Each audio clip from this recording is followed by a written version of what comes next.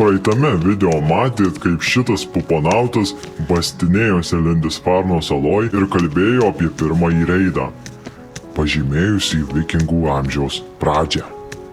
Pasikartojam prizų taisyklės kaip daugybos lentelę 3 klasiai, kurios iki dabar dar kai kas nemoka. Ei, Aleksai, kiek bus 7 × 8? Tai aišku, ką čia M3, kuo tu mane laikai?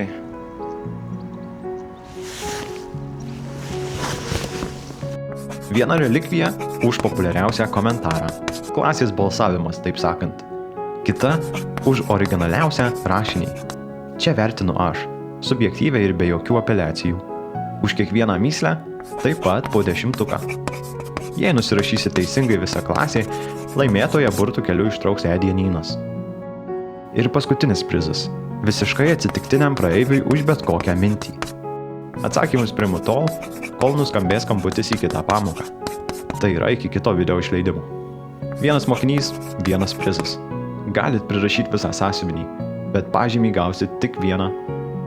Ir dar, aš nebūsiu tas mokytojas su 3 akimi pakaušyje, kur jaučia tavo padažnėjusį kvėpavimą ir ištraukia tavo šperą iš bato kaip iliuzionistas triušį. Tiesiog būkit garbingi. Bet nemanykit, kad viskas bus taip paprasta. Šį kartą mįslės bus sudėtingesnės, ne bet kokiam kaimo jurgiui įkandamos. Tad klausykit ausis ištempę. Ir dar, šis video bus kur kas ilgesnis. Jei ištversit iki galo be šokančių kačių fone, vadinasi dar turit vilties, kad jūsų smegenys nevirto tiršta vyžinė košė. O patikėkit, mes apie kantrybę išmanėm viską. Savaitę sėdėdom drakaruose vidury vandenyno, spoksodami į pilką horizontą ir laukdami, kol pasirodys krantas.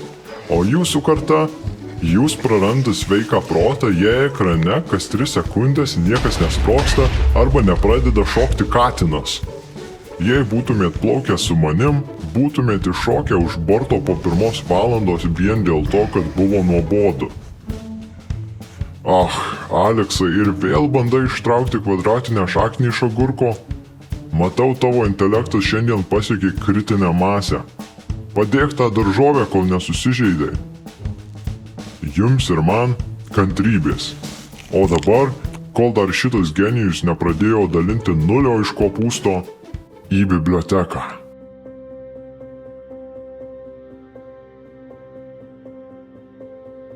Iš pradžių išnarpliokim vieną iš dažniausiai klaidingai suprantamų žodžių. Vikingas. Šiandien tiek anglų, tiek lietuvių kalbose žodį vikingas vartojame patogiai, kaip bendrą pavadinimą visiems ankstyvųjų viduramžių Skandinavijos gyventojams. Tačiau tai nėra tikslu. Kaip ir viskas, kas susijęs su vikingais, šis žodis gali būti suprantamas skirtingai. Bet viena aišku, vikingas nebuvo tautybė ar gentis. Tai buvo labiau kaip profesija.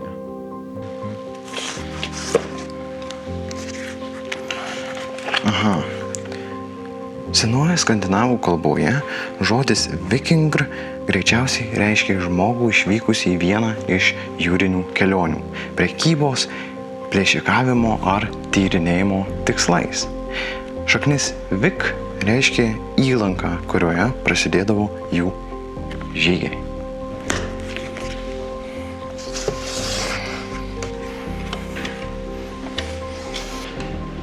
Na žinoma, vikingų aukoms nerūpėjo pirminė šio žodžio reikšmė. Todėl ilgainiui jis imtas sieti beveik vien su piratais, plėšikais ir barbarais. Vis dėlto galime spėti, jog iš pradžių šis žodis reiškia tiesiog keliautoją. Ta, kuris palieka namus ir leidžiasi į nežinomybę. Tad kur buvo tie namai, kuriuos šie keliautojai palikdavo?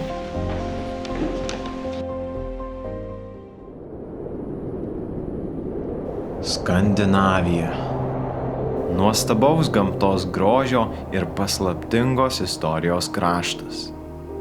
Tačiau vikingų amžiuje tai reiškia ilgas žiemas, trumpus derliaus sezonus, kalnuotą reljefą ir sunkiai dirbama žemė.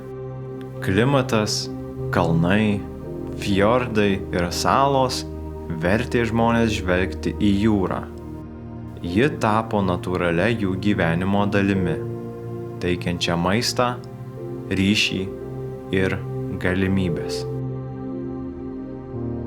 Danija išsiskyrė iš kitų Skandinavijos šalių.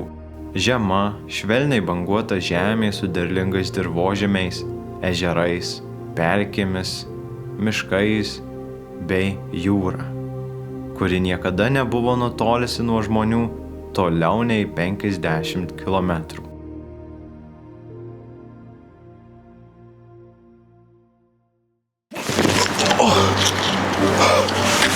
Po 100 perkūnų bebenčių, kas čia buvo? Kur mes baigėm? Jo, tačiau net ir šis tobulai skambantis kraštas turėjo savų iššūkių.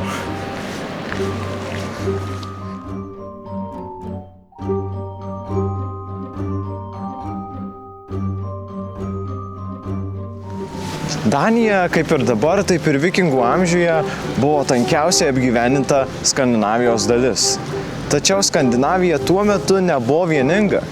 Jos žemės buvo padalintos tarp garbės ir įtakos kovojančių klonų ir juos valdančių jarlų.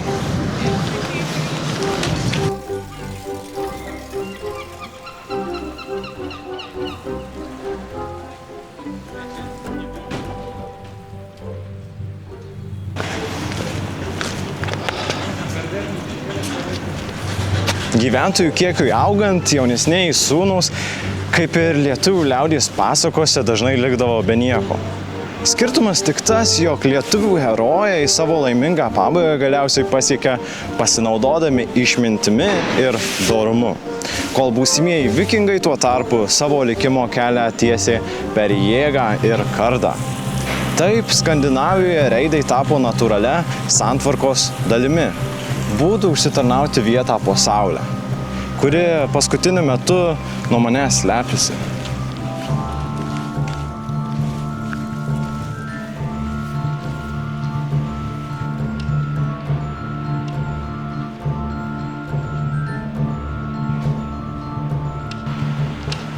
Jaunikis Jonas sako taip. Nu kaip kitaip. Tačiau didelė dalis skandinavų buvo taikūs ūkininkai, amatininkai ar žvejai. Jie laikė avis, kiaulės bei galvijus, augino javus, o ypač kviečius naudotus duonai bei alui. Verta paminėti, jog tuo metu alus buvo silpnas, maistingas ir kasdienis gėrimas. Jį dažnai gerdavo ir vaikai, nes dėl užteršto vandens tai buvo tiesiog saugesnis pasirinkimas. Todėl silpnas alus tapdavo būtinybė, o ne pramoga. Visai ne tas pats, ką šiandien vadiname alkoholio vartojimu. Na, bet nepūsim miglos į akis. Skandinavai, o ypač vikingai, mėgo švęsti. Žaidimai, ritualai ir socialiniai renginiai dažnai trukdavo bent kelias dienas ir kilnojo midaus salių stogus. Taip, jie turėjo pastatus būtent tam. Žmonės čia rinkdavosi pagerbti dievus, pažymėti metų laikų pokyčius ir svarbius gyvenimo įvykius. Trumpai tariant, kai vikingai šnekėjo: Oi, Erikai, varysi šiandien į midaus salę? O, Ragnarai, jo, Ylės festą šią savaitę. Padarysim šitą baliuką, tikra legenda. Tai taip ir buvo.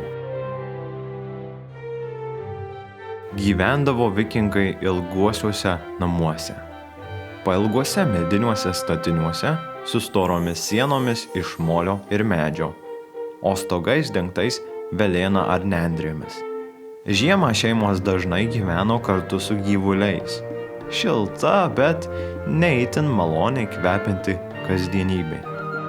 Vikingų šeima buvo sudėtingas, gyvas ir tarpusavyje priklausomas pasaulis. Vyrai dažnai rūpinosi žemdirbystę, amatais, prekyba ar tolimomis kelionėmis. o vaikai nuo mažų dienų mokėsi darbų stebėdami suaugusiuosius. Tačiau labai svarbus namų ir ūkio centras buvo moterys. Ne tik kaip pagalbininkės, bet kaip pagrindinės kasdienio gyvenimo organizatorės. Jų kasdienybė neapsiribojo vien maisto gaminimu ar vaikų priežiūra. Moterys dažnai buvo atsakingus už namų ūkį, gyvulių priežiūrą, audinių gamybą ir tekstilę, vieną svarbiausią vikingų ekonomikos šakų. Jos prižiūrėjo atsargas, planavo darbus, tvarkė kasdienius santykius su kaimynais ir užtikrino, kad ūkis veiktų sklandžiai visus metus. Tai nebuvo laikinas vaidmuo tik tada, kai vyrai išvykdavo. Tai buvo nuolatinė jų atsakomybė, grindžiama papročiais ir vietos tradicijomis. Skandinavijos moterys taip pat turėjo teisių, kurios daugelyje kitų to meto Europos regionų buvo retesnės. Jos galėjo paveldėti turtą, tam tikrais atvejais turėti nuosavybę ir kai kuriuose situacijose inicijuoti skyrybas. Vis dėlto tai nereiškia visiškos lygybės ar plačios politinės galios. Archeologiniai radiniai rodo ir išskirtinės moterų rolės, nuo įtakingų prekybininkių ir amatininkių iki ritualinių veikėjų, kurioms bendruomenė suteikdavo dvasinį autoritetą. Kai kurie kapai, rasti su ginklais, leidžia manyti, kad pavienės moterys galėjo dalyvauti karo veikloje ar užimti išimtines pareigas. Tačiau tai buvo išimtis, o ne kasdienė norma. Galų gale būtent skandinavų moterys dažnai buvo tikrosios kasdienio gyvenimo sergėtojos. Jos laikė raktus nuo namų, pažodžiui ir perkeltine prasme. Jų rankose buvo maisto atsargos, audiniai, ūkio tvarka, vaikų ugdymas ir kasdienė bendruomenės tąsa. Nors sagos dažniausiai pasakoja apie vyrus, tikroji vikingų kasdienybė labai stipriai rėmėsi moterų darbu, sprendimais ir išmintimi. Be jų nebūtų ir to pasaulio, kurį šiandien taip romantizuojame.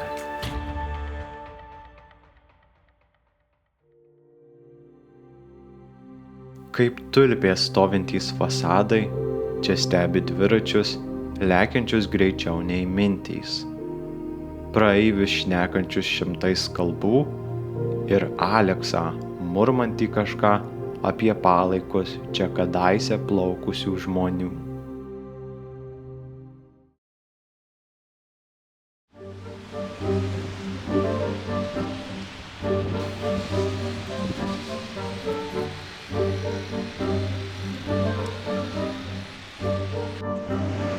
Tokia buvo daugumos skandinavų realybė, paremta bendruomenė ir išlikimu. Gyvenimas buvo atšiaurus, tačiau nepaisant reidų, gana stabilus. Namie turtai ir šlovė buvo beveik nepasiekiami, todėl jeigu vikingai iš tikrųjų norėjo įkūnyti savo ambicijas, jiems reikėjo išplėsti savo horizontus. O durys tam jau buvo atviros. Pietuose žlugus Romos imperijai, vakarų Europa liko susiskaldžiusi ir be aiškaus centro.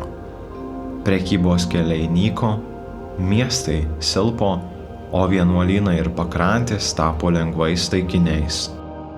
Per Baltijos prekybos tinklus, iš arti matydami krikščioniškos Europos turtus ir jos silpną gynybą, skandinavai suprato. Čia slypė galimybė prekybai, plėšimui ir naujų žemių paieškoms. O kai atsiranda galimybė, mąstantis žmogus visada bandys ją išnaudoti.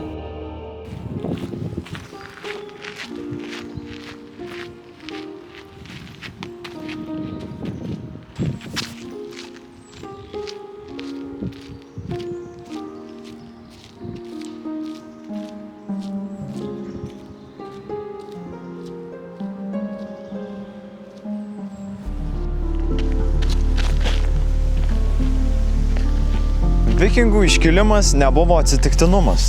Tai buvo išgyvenimui nedėkingos geografijos, augančios populiacijos, Skandinavijos vidinių kovų bei materialinių ambicijų derinys.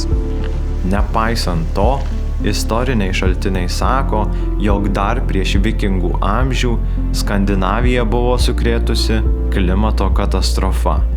Po ugnikalnio išsiveržimo vadinamoji vulkaninė žiema užtemdė saulę ir atnešė į Skandinaviją baimę ir ilgus badmečius.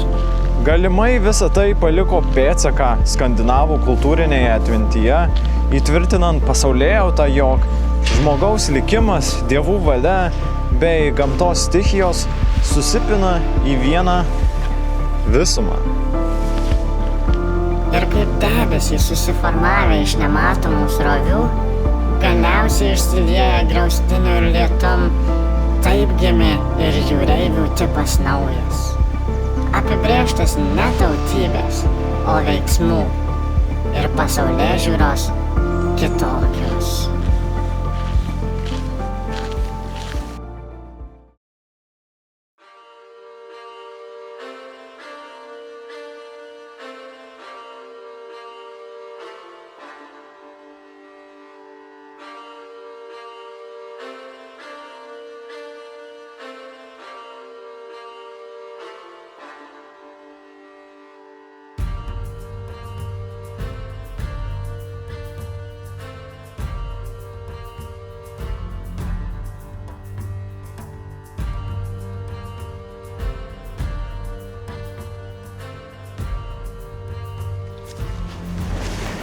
Tačiau atrasti tolimas žemes vikingams ambicijos tikrai neužteko. Tam reikėjo sunkaus darbo panaudojant išradingumą. Tai įgimtą smalsumą, kuris nuo neatmenamų laikų mus kviečia ieškoti, atrasti ir tyrinėti.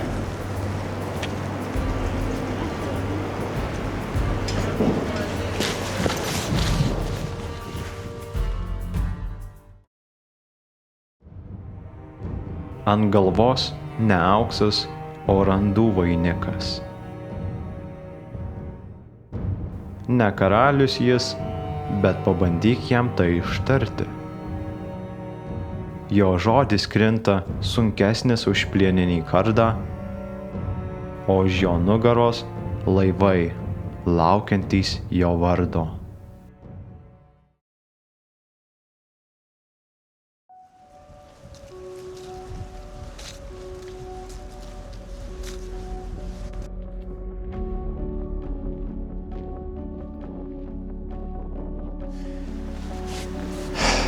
Senovės Skandinavijos posakis bylojo. Beviltis vyras yra bevaltis vyras. Iš tiesų, valtis buvo esminė skandinavų gyvenimo dalis. Nors Skandinavijos žmonės jau turėjo pažangių laivų žvejybai, prekybai bei transportui, tikrasis vikingų amžius prasidėjo tada, kai uostuose išdygo drakarai. Ilgieji laivai, neprilygstantys niekam, ką pasaulis iki tol buvo matęs. Būtent šis laivas, kuris atrodė taip pat ambicingai ir grėsmingai kaip vikingai, buvo technologinis atsakymas, ieškant nuotykių ir turtų neatrastose žemėse. Ypač svarbi detalė, kuri leido vikingams pasiekti jų tikslus, buvo 8 amžiuje pradėta naudoti didelė stačiakampio formos burė. Palaikoma stipraus Kilsono, didžiojo stiepo pagrindo, burė leido pasiekti net 30 km/h greitį. Aišku, kai vėjo nebūdavo, vyrai traukdavo irklus per specialias angas, tęsdami žygį jėgos pagalba. Taip pat ilgieji laivai pasižymėjo seklia grimzle. Tai yra, tik nedidelė laivo dalis buvo po vandeniu. Tai leido vikingams greitai priartėti prie krantų, plaukti sekliais upių vandenimis ir išsilaipinti tiesiog smėlio paplūdimiuose. Skandinavai pirmą kartą galėjo išplaukti į atviras jūras ir keliauti 1000 mylių. Būtent dėka laivo greičio ir dinamiškumo jų atakos priešams atrodė tokios staigios ir netikėtos. Tai puikiai atspindi kol kas geriausiai išsilaikusio vikingų laivo Oseberg priekį puošiantys drakonų atvaizdai. Nenuostabu, kad rašytiniai šaltiniai iš Lindisfarno mini skriejančius danguje ir liepsnojančius drakonus. Tai rodo, kokį terorą krikščioniams kėlė šios pagonių pajėgos.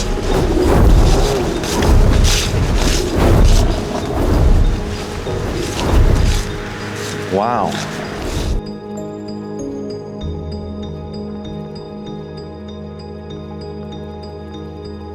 Ir nors šis laivas puikiai parodo vikingų būdą, jie turėjo dar vieną labai svarbų laivą, kuris apibūdina vikingus kaip prekeivius bei tyrinėtojus.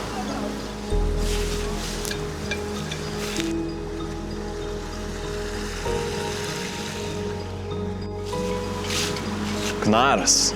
Jis buvo platesnis, gilesnės gremzlės ir lėtesnis. Tačiau daug tvaresnis dideliems kroviniams ir ilgiems atstumams.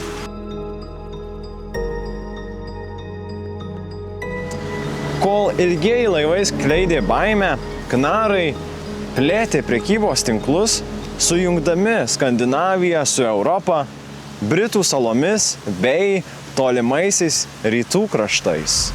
Vikingai vadinami varankais plaukdavo gilyn rytų Europos upėmis, nuo Baltijos krantų iki Bizantijos vartų, kur jų kailiai ir kardai mainėsi į šilką, prieskonius ir sidabrą. Jų keliai driekėsi per tas žemes, kuriuose vėliau susiformavo pirmoji Rusijos valstybė. Plačiai manoma, kad jos pavadinimas Rus, sena skandinavų kalba reiškiantis irkluotojai, kilo iš skandinavų, valdžiusių ankstyvuosius rytų slavų prekybos kelius. Kai kurie šių keliautojų Konstantinopolyje, tuo metu didingoje Bizantijos imperijos sostinėje, tapdavo varangų gvardijos nariais, elitiniu imperatoriaus asmens sargybos būriu. Ten jie gaudavo didžiulę pagarbą, progas patirti nuotykių nepažintose žemėse ir atlygį, kuris toli gražu nebuvo minimumas. Vakaruose jie pasiekė Britų salas, Islandiją, Grenlandiją, o kai kurie išdrįso dar toliau. Jie pasiekė žemyną, kurį šiandien vadiname Šiaurės Amerika. Ten prieš 500 mečius iki Kolumbo Leifas Eriksonas įkūrė Vinlandą. Tačiau, sakykime, per ilgai vikingai ten neužsibuvo.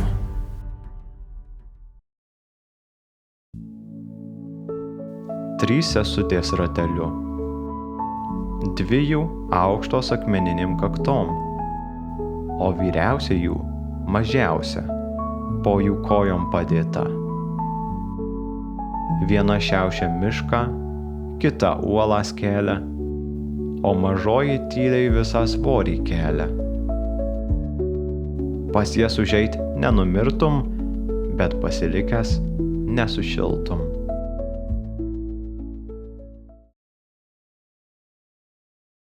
Pabuvus Danijoje ir pasinėrus į vikingų pasaulį, matant jų tikruosius laivus, girdint istorikų pasakojimus pilnus smalsumo ir nuostabos, vikingai mano galvoje ima keisti pavidalą.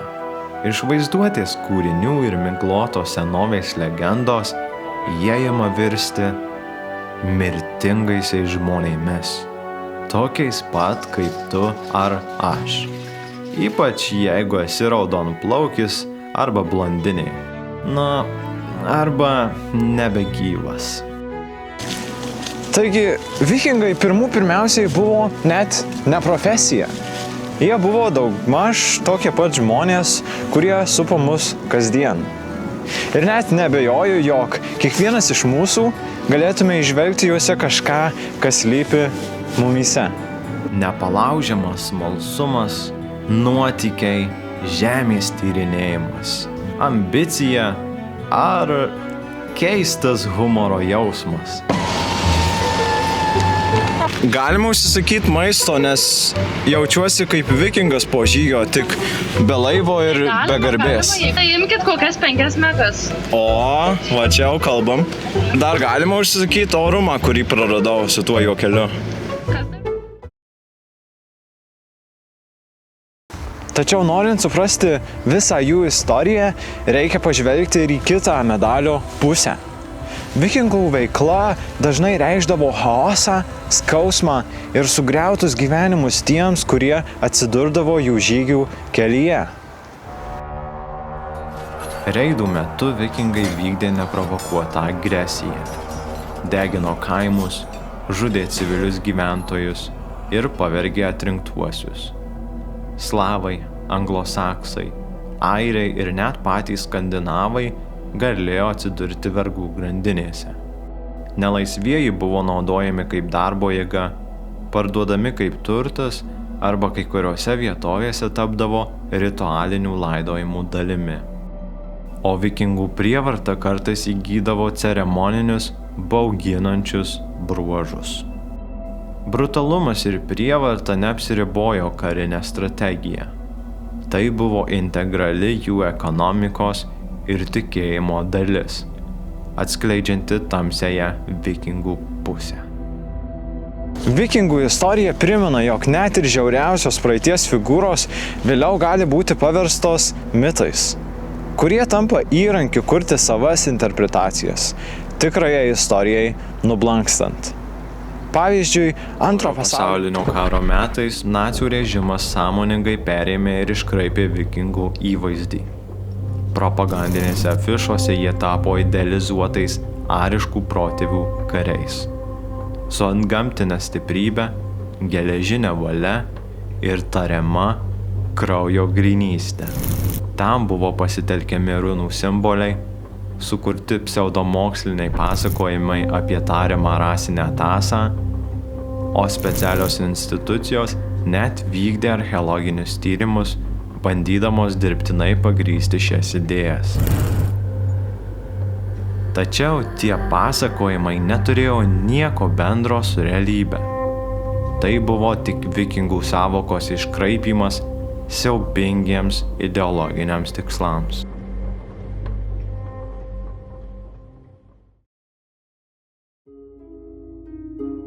Mano metu išlietas kraujas bei pasisavintas sidabras, auksas ir bažnytiniai metalai. O jeigu liko po manęs gyvų, praveriamos traumos ir chaoso žaizdos šviežios, pakeisdamos žmonių gelmes, lyg dangus ant jų užgriuvęs būtų. Kur pažvelgsi, krenta žmonės be ramaus atodūsio mirties, bet su riksmu garsiausiu ir nenatūraliom kančiom. Krikščioniai murma paskutinę maldą sau po nosim, o priešais juos rikiuojas eilės vyrų po grandinėm, žadančioms kur kas blogiau nei gyvenimą už grotų. Kas aš?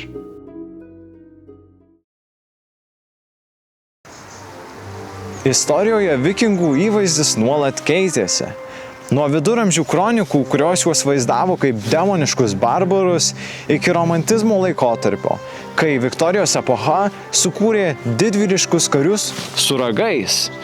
Ir galiausiai iki šiuolaikinės popkultūros, kur animacija bei serialai interpretuoja juos vis iš kitų pusių, kurias galbūt jau pažįstate.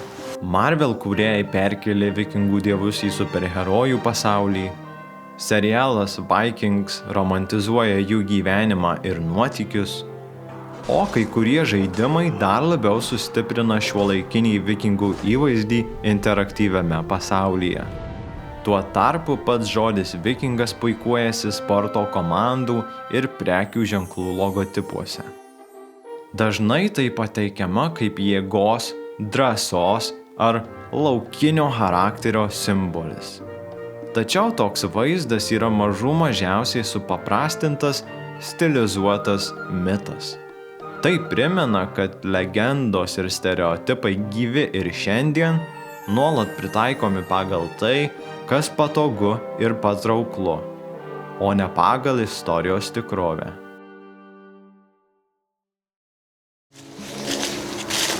Ir vis dėlto, nepaisant visų likusių paslapčių, šiandien galime susidaryti gana aiškų vaizdą apie tikruosius vikingus. Viskas dėka žmonių savo gyvenimą paskyrusių istorijos, archeologijos, antropologijos, lingvistikos ir net genetinių tyrimų mokslams. Visi minėtojų atradimai dažniausiai pasitelkiami pagrįsti būtent pragmatiškąją istorijos pusę, su kuria susipažįstame ten, kur už nepadarytus namų darbus galėjai būti išsiųstas į Islandiją, be bilieto atgal, kur kai kurie mokytojai valdė griežčiau negu bet kuris vikingų jarlas. O chemijos kontroliniai kartais atrodydavo kaip žygiai į neatrastas žemes, iš kurių retai kas grįždavo su garbe. Stiklinėlę oro išstūmimo būdu.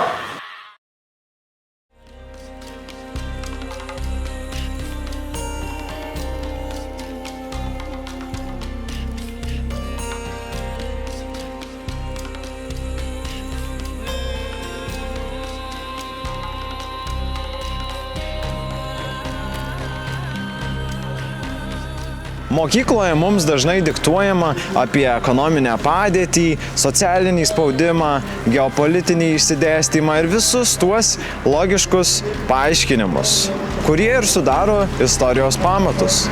Apie ką visą tai mes ir iki šiol šnekėjom.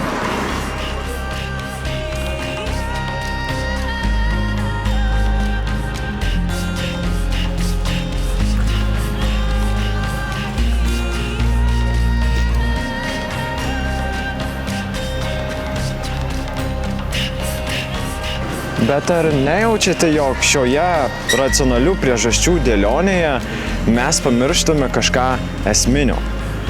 Kažką, kas tikrai skyrė vikingą nuo paprasto pirato.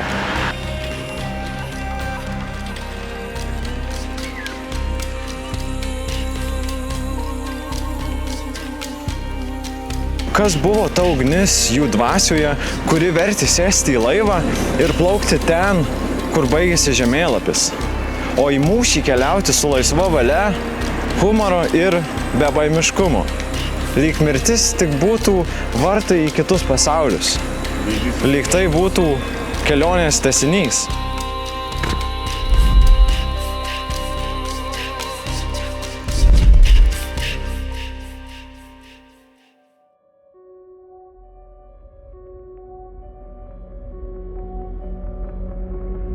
Kitoje dalyje matysite.